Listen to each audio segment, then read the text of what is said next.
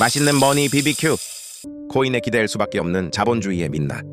예전에는 달러가 금과 1대1로 연결되어 있었지. 근본이제는 화폐의 일정량을 금으로 뒷받침됐기 때문에 무작정 찍어낼 수 없었어. 하지만 근본위제 폐지로 정부는 원하면 돈을 찍어낼 수 있게 된 거야. 그 결과 돈의 양은 계속 늘어나고 우리가 가진 10,000원의 가치는 녹고 있지. 만약 모두에게 100억씩 주면 다 같이 부자 아니야? 그런데 그 상상이 현실이 된 게 지금 자본주의야. 코로나 이후 세계 각국 정부는 실제로 비슷한 일을 했어. 모두에게 돈을 나눠주고 소비를 촉진했지. 하지만 문제는 그 뒤에 찾아와. 돈은 많아졌지만 물건과 서비스는 그대로야. 결국 수요는 폭발하고 공급은 제자리. 당연히 가격은 오를 수밖에 없어. 팬데믹이라는 전례 없는 위기 속에서 각국 중앙은행은 돈을 마구 찍어냈고 그 전략은 일시적으로 꽤 효과를 봤어.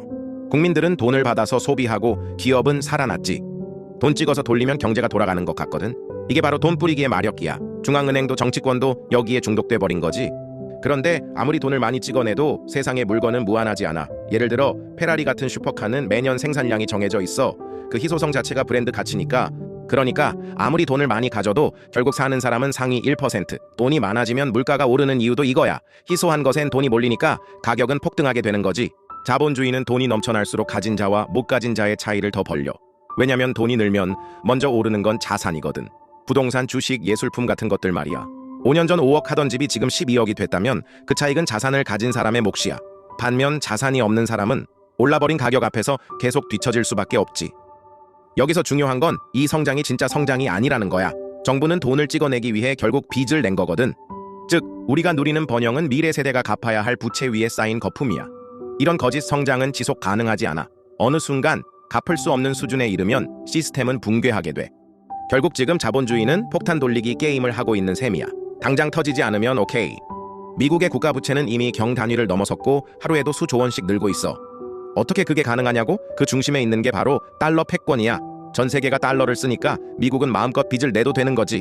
하지만 미국도 언젠가 이 빚을 어떻게든 누군가한테 떠넘겨야 해. 그래서 고안한 방법이 바로 스테이블 코인. 대표적으로 테더가 있어. 겉으로는 1달러는 1테더라고 주장하지. 그런데 미국 정부는 말해. 그럼 미국 국채를 사서 보증해봐라고. 결국 이런 구조가 완성된 거야. 소비자가 1달러, 테더 구매, 테더가 미국채 매수, 미국은 돈 찍고 시중에 다시 풀기, 소비자에게 돈 도달. 이걸 반복하면 미국은 빚 부담 없이 계속 돈을 찍어낼 수 있지. 겉으론 성장 같지만 속은 점점 비어가는 구조야. 그런데 이번엔 다르다. 미국이 주도하는 전 세계 단위의 자산 버블이야. 지금은 이 시스템이 정상처럼 보일 수도 있어. 왜냐면 아직은 작동하고 있으니까. 자산 가격은 오르고 사람들은 돈을 번다고 느끼니까. 중요한 건 이거야. 이 거대한 자산 버블을 활용해서 부를 만들어야 해.